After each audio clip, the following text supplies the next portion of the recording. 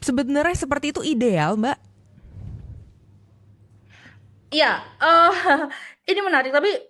Tapi buat saya begini, kita sudah melihat bagaimana tambang di pulau-pulau, tambang di Raja Ampat ini sangat destruktif gitu, dan justru itu akan harming untuk industri pariwisata ke depannya gitu kan. Nah, saya pribadi sih melihat kalau seandainya ideal apa tidak ini tergantung bagaimana pengelolaannya. Tapi kita sudah melihat buktinya bagaimana di Raja Ampat ini pengelolaannya dari korporasi-korporasi ini sangat buruk gitu. Sehingga bagaimana mau bisa berdampingan kalau seandainya mereka aja izin lingkungannya aja misalnya, atau izin penggunaan kawasan hutannya aja sebenarnya mereka nggak punya gitu. Mereka untuk hal-hal dasar saja itu sudah tidak comply misalnya seperti itu. Bagaimana mau bisa berdampingan? Kira-kira begitu sih, dari bare minimum untuk penyelenggaraan bisnis saja mereka sudah tidak comply gitu kira-kira.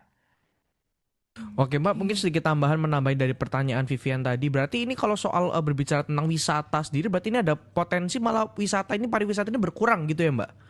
Dari adanya penambangan ini.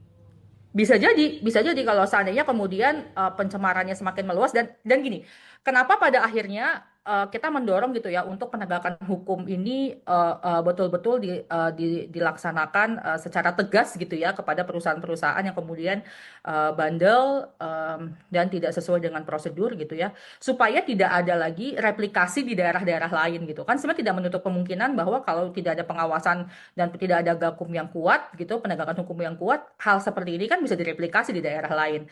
Nah, ya kemudian hal ini kalau misalnya tidak dilakukan secara cepat dan secara tegas, bisa jadi kemudian ada tambang-tambang lain di kawasan Raja Ampat kan sebenarnya gitu. Kan itu yang harus kita cegah, supaya nggak ada semakin luas dan kemudian ini akan berdampak semakin buruk kepada kawasan pariwisata kita. Ya, we all know gitu gimana kawasan Raja Ampat kan dibilang sebagai surga terakhir Indonesia kan gitu. Jadi bagaimana secara prinsip pencegahan itu betul-betul bisa kita perkuat dengan pengawasan dan penegakan hukum yang cepat dan juga tegas.